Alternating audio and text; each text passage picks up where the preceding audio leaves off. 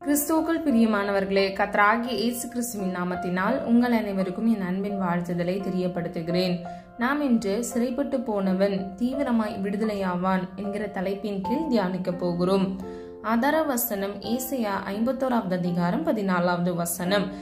சிறைப்பட்டு போனவன் தீவிரமாய் விடுதலையாவான். பிரியமானவர்களே, சிறைப்பட்டு போன அனுபவத்துக்குள் அநேகர் இருந்து கொண்டு இருக்கிறார்கள். பாவம் என்கிற சிறை, வியாதி என்கிற சிறை, அது மாத்திரமல்ல கடன் என்கிற சிறை, இப்படிப்பட்ட அனுபவத்துக்குள் இருக்கிற அனைவரையும் ஆண்டவர் தீவிரமாய், அதாவது சீக்கிரமாய் விடுதலையாக்குவார். ஹல்லேலூயா. இன்று நாம் சிறைப்பட்டு போவதற்கான காரணங்களை பார்க்க போகிறோம். அது மாத்திரமல்ல, சிறைப்பட்டு போனவர்கள் விடுதலையாக்கப்பட நாம் என்ன செய்ய வேண்டும் என்பதை குறித்தும் நம்ம பார்க்க போகிறோம். தொடர்ந்து இணைந்திருங்க. இந்த காணொளி உங்களுக்கு மிகவும் பிரயோஜனமாக இருக்கும்.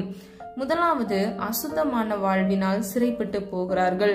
ஆதார வசனம் எசேக்கியேல் 39வது அதிகாரம் 23வது வசனம் 24வது வசனம். இஸ்ரவேல் வம்சத்தார் தங்கள் அக்கிரமங்களின் நிமித்தமே சிறைப்பட்டு போனார்கள் என்று அப்பொழுது புறஜாதிகள் அறிந்து கொள்வார்கள்.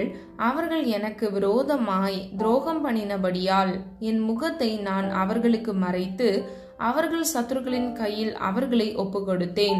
அவர்கள் அனைவரும் பட்டயத்தால் விழுந்தார்கள்.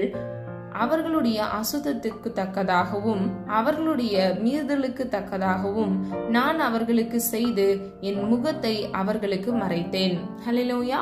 பிரியமானவர்களே, மேற்கொண்ட 2 வசனங்களை பார்க்கும்போது தங்கள் அக்கிரமத்தினால் சிறைப்பட்டு போனார்கள் என்று நாம் அறிந்து கொள்ள முடியும். அவர்கள் கர்த்தருக்கு துரோகம் பண்ணினபடியால் என் முகத்தை மறைத்து சத்துருக்களின் கையில் ஒப்புக்கொடுத்தேன் என்று கர்த்தராகிய தேவன் சொல்லுகிறார்.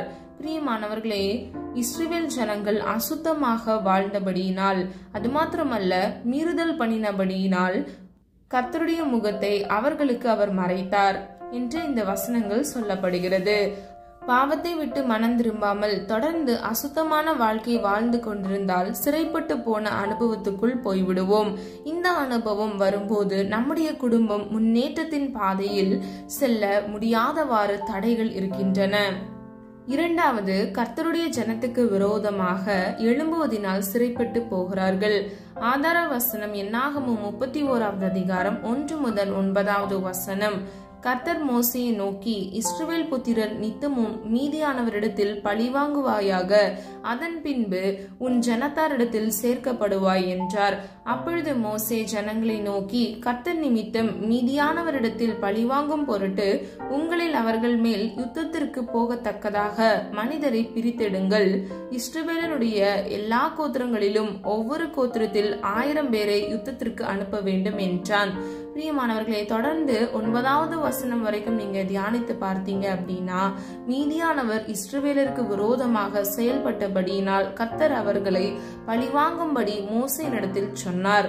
அப்பொழுது மோசேயின் தலைமையில் இஸ்ரவேலர் போய் மீதியானவரின் ராஜாக்களை கொன்று மீதியானவரை சிறைப்பிடித்தார்கள் என்று வேதம் சொல்லுகிறது. கர்த்தருடைய ஜனத்துக்கு விரோதமாக எழும்பின அமலேக்கியர், சீரியர், பெலிஸ்தர் எல்லாரும் அடிக்கப்பட்டார்கள். பிரியமானவர்களே, கர்த்தருக்கு விரோதமாக, கர்த்தருடைய ஜனத்துக்கு விரோதமாக, கர்த்தருடைய ஊழியக்காரர்களுக்கு விரோதமாக எழும்புகிற குடும்பங்கள் சிறைப்பட்டு போகும். கடைசியாக, தேவனுடைய ஸ்தானாதிபதி, அதாவது ஊழியக்காரர்களை நிந்தித்து ஆலயத்தை தீட்டுப்படுத்துகிற குடும்பங்கள் சிறைப்பட்டு போகிறது. ஆதார வசனம் 2 நாளாகமம் 36வது அதிகாரம் 14 முதல் 20வது வசனம்.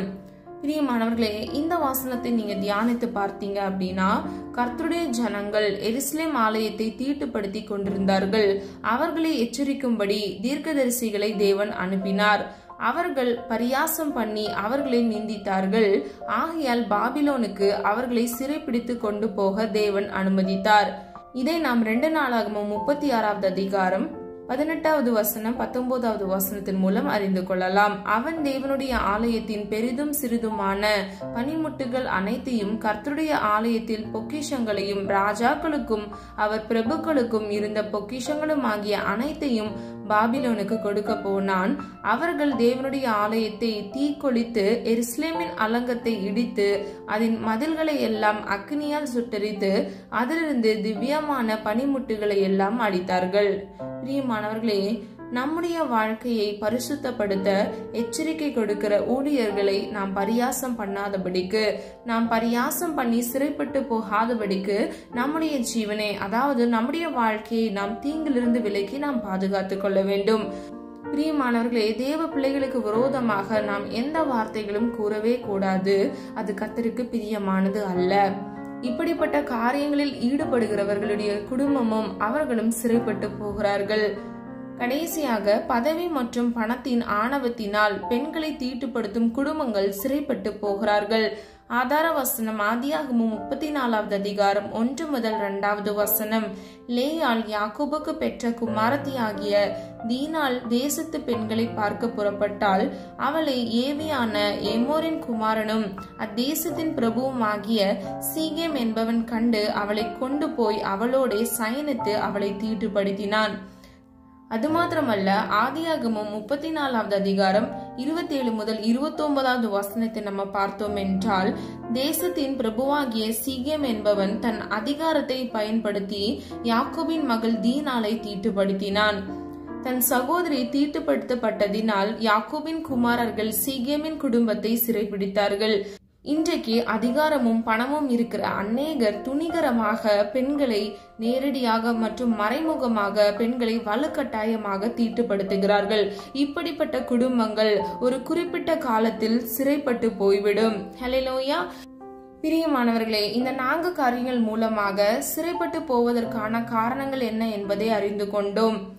இதற்கு பின்பு சிறைப்பட்டவர்கள் விடுதலை ஆக்கப்பட நாம் என்ன செய்ய வேண்டும் என்று 2 காரியங்கள் மூலமாக நாம் அறிந்து கொள்ள போகிறோம். முதலாவது, சிறைப்பட்டு போனவர்களை விடுதலையாக்க விசேஷித்த அபிஷேகத்தை சில ஊழியர்களுக்கு கொடுக்கிறார். அவர்கள் மூலம்தான் சிறைப்பட்டு போனவர்கள் விடுதலையாக்கப்படுவார்கள்.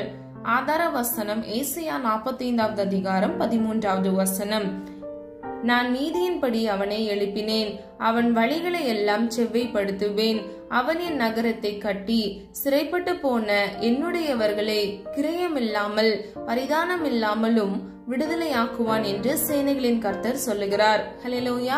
பிரியமானவர்களே, உங்களை நடத்துகிற மேய்ப்பன், அதாவது உங்கள் சபை தலைவர் தேவனால் அழைக்கப்பட்டவரா, தேவனால் தெரிந்து கொள்ளப்பட்டவரா என்பதை கண்டுபிடியுங்கள். கண்டுபிடித்து அப்படிப்பட்ட சபைகளில் சென்று கர்த்தரை ஆராதியுங்கள். அப்பொழுது உங்களுடைய சிறையிருப்பு மாறும். ஹல்லேலூயா. இரண்டாவதாக, சிறைப்பட்டவர்களை விடுதலையாக்குவது கர்த்தருடைய வார்த்தை. ஆதார வசனம் எசேக்கியேல் 3வது அதிகாரம் 11வது வசனமும் 15வது வசனத்தையும் நம்ம பார்த்தோம் என்றால், நீ போய் சிறைப்பட்ட உன் ஜனத்தின் புத்திரரிடத்தில் சேர்ந்து அவர்கள் கேட்டாலும் கேளாவிட்டாலும் அவர்களோட பேசி கர்த்தராகிய ஆண்டவர் இன்னதை உரைக்கிறார் என்று அவர்களோட சொல் என்றார். 15வது வசனம், கேபார் நதியண்டையிலே தலபீலேலே தாபரிக்கிற சிறைப்பட்டவர்களிடத்துக்கு நான் வந்து அவர்கள் தாபரிக்கிற ஸ்தலத்திலே தாபரித்து 7 நாள் அவர்கள் நடுவில் பிரமித்தவனாய் தங்கினேன். ஹல்லேலூயா. பிரியமானவர்களே, கர்த்தருடைய வார்த்தையை தெளிவாய் போதிக்கிற ஐக்கியம் வேண்டும். கர்த்தருடைய வார்த்தையை கவனமாய் கேட்டு அதன்படி வாழ்க்கையை அமைத்துக் கொள்ள வேண்டும். அப்பொழுது உங்களுடைய வாழ்க்கையில் இருக்கக்கூடிய சிறையிருப்பு மாறும். மூன்றாவதாக, சிறைப்பட்டவர்களை விடுதலையாக்குவது ஜெபம். ஆதார வசனம் அப்போஸ்தலர் 12வது அதிகாரம் 5வது வசனம் 11வது வசனம். பேதுரு சிறைச்சாலையிலே காக்கப்பட்டிருக்கையில் சபையார் அவனுக்காக தேவனை நோக்கி ஊக்கத்தோட ஜெபம் பண்ணினார்கள். 11வது வசனம், பேதுருவுக்கு தெளிவு வந்தபோது ஏரோதின் கைக்கும் யூத ஜனங்களின் எண்ணங்களுக்கும் என்னை விடுதலையாக்கும்படிக்கு கர்த்தர் தம்முடைய தூதனை அனுப்பினார் என்று நான் இப்பொழுது மெய்யாய் அறிந்திருக்கிறேன் என்றான். பிரியமானவர்களே, சபையாரின் ஊக்கமான ஜெபம் தூதனை அனுப்பி பேதுருவை சிறைச்சாலையிலிருந்து விடுதலையாக்குவதற்கு ஏதுவாக மாறியது. அது மாத்திரமல்ல, உங்களுடைய வாழ்க்கையில் நீங்கள் முன்னேற்றத்தை அடைவதற்கு, உங்கள் சிறையிருப்பை மாற்றுவதற்கு ஜெபத்திற்கு முக்கியத்துவம் கொடுக்கிற சபையை தெரிந்து கொள்ளுங்கள். அப்பொழுது உங்கள் சிறையிருப்பு மாறும். பிரியமானவர்களே, சொல்லப்பட்ட வசனங்களின்படி கர்த்தர் உங்கள் சிறையிருப்பை மாற்ற விரும்புகிறார்.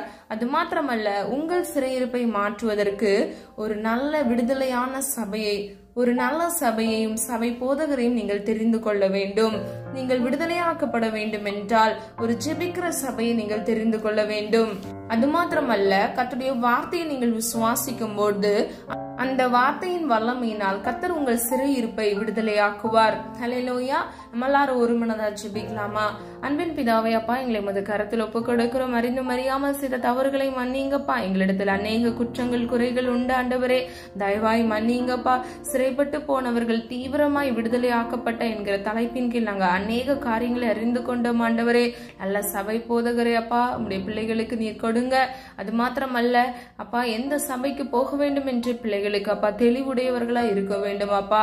நாங்கள் ஆராதிக்கிற தேவன் நீர் ஜீவனுள்ள தேவன் அப்பா. இன்றும் ஆண்டவரே எங்களுடைய வாழ்க்கையில் அற்புதத்தை செய்ய வல்லமையுள்ள தேவனாகவே நீர் இருக்கிறீர் ஆண்டவரே. அப்பா, அழைக்கப்பட்டவர்கள் அநேகர், ஆனால் தெரிந்து கொள்ளப்பட்டவர்களோ ஒரு சிலர் ஆண்டவரே. இந்த காணொலியை என்னோடு இணைந்து ஜெபிக்கிற எல்லா பிள்ளைகளுக்கும் இயேசுவின் நாமத்தினால் அப்பா, பிள்ளைகளுடைய வாழ்க்கையில் இருக்கக்கூடிய சிறையிருப்புகளை வல்லமையுள்ள நாமத்தினால் நிர்மூலமாக்கி ஒரு விடுதலையை கட்டளையிடுங்கப்பா. உடைய வார்த்தையில் வல்லமை இருக்கிறது தகப்பனே. குமாரன் விடுதலையாக்கினால் மெய்யாகவே விடுதலையாவீர்கள் என்று வேதம் சொல்லுகிறது அப்பா. அந்த வசனத்தின்படி இயேசுவின் வல்லமையுள்ள நாமத்தினால் ஒரு விடுதலையை கட்டளையிடுங்க தகப்பனே. அப்பா, சிங்கத்தின் மேலும் விரியன் பாம்பின் மேலும் நீ நடந்து பாலசிங்கத்தையும் வலுசற்பத்தையும் மிதித்து போடுவாய் என்று சொன்னீங்கப்பா. அந்த வசனத்தை நாங்கள் பட்டயமாக எடுத்து செபிக்கிறோம் அப்பா. பிள்ளைகளுடைய வாழ்க்கைக்கு விரோதமாக எழும்புகிற எல்லா சத்துருக்களின் தந்திரங்களை இயேசுவின் நாமத்தினால் அப்பா உடைய சித்தத்தின்படி நிர்மூலமாக்கி போடுவீராக. நீர் அப்படியே செய்கிற கிருபைகளுக்காக நன்றி அப்பா. இன்னும் அநேகர் ஆண்டவரே பல சிறையிருப்புகள்ல கஷ்டங்கள், வியாதி, கடன், பாவம் என்கிற சிறையிருப்புல இருக்கக்கூடிய ஒவ்வொரு பிள்ளைகளுக்கும் ஆண்டவரே, அந்த குடும்பங்களுக்கும் விடுதலையை இயேசுவின் வல்லமுள்ள நாமத்தினால் கட்டளையிடுங்கப்பா. குமாரன் விடுதலையாக்கினால் மெய்யாகவே விடுதலையாகும் என்று நாங்கள் விசுவாசிக்கிறோம் ஆண்டவரே. அப்பா, எங்களுடைய வாழ்க்கையில இருக்கக்கூடிய எல்லா குற்றங்கள் குறைகளை கர்த்தர் தாமே மன்னித்து ஒவ்வொரு பிள்ளைகளுக்கும் அப்பா ஆசீர்வாதத்தையும் ஐஸ்வர்யத்தையும் அப்பா சுதந்திரத்துக் கொள்ள இயேசுவின் வல்லமுள்ள நாமத்தினால் கிருபை செய்வீராக. நீர் அப்படியே செய்கிற கிருபைகளுக்காக நன்றி செலுத்துகிறோம் அப்பா. சிறைப்பட்டு போன ஒவ்வொரு குடும்பத்தையும் இயேசுவின் வல்லமுள்ள நாமத்தினாலும் நீர் ஆண்டவரே உடைய பிள்ளைகளுக்காக சிந்தின நம்முடைய ரத்தத்தின் வல்லமையினாலும் அப்பா ஒரு விடுதலை கட்டளையிட்டு பிள்ளைகளை ஆசீர்வதிக்கும்படியாய் ஜெபிக்கிறேன். நீர் அப்படியே செய்கிறீர், அதற்காக நன்றி. இயேசுவின் மூலம் ஜெபிக்கிறோம் பிதாவே, ஆமீன். God bless you.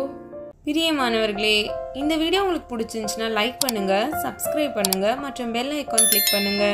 God bless you.